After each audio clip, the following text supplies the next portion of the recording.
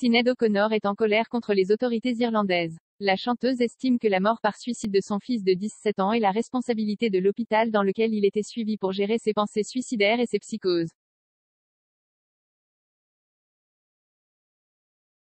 Ce samedi, peu après la confirmation du décès de Sinéad O'Connor, l'artiste a posté une série de messages, tout plus furieux les uns que les autres.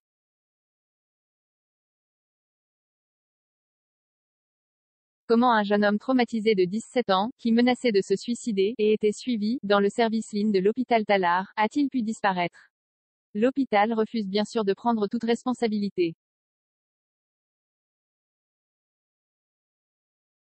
Quelque chose arrive à mon fils sous leur surveillance. Il y aura des poursuites judiciaires, a-t-elle écrit sur Twitter, annonçant clairement ses intentions.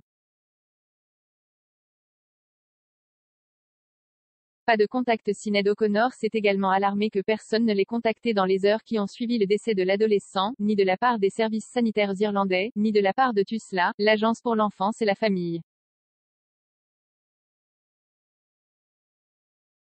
26 heures après le décès de mon fils, je n'ai toujours pas reçu de contact de TUSLA ou de ses représentants.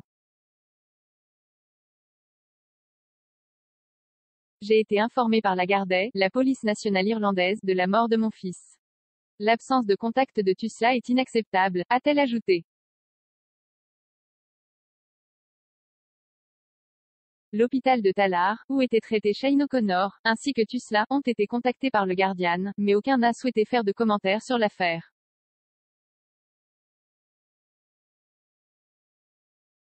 Sinéad O'Connor est mère de 4 enfants, nés de pères différents. 0 commentaire. 4,1 cas partagé sur Messenger, partagé sur Facebook, partagé sur Twitter, partagé sur Flipboard, partagé sur Pinterest, partagé sur LinkedIn, envoyé par mail. Sauvegarder une faute? Imprimé.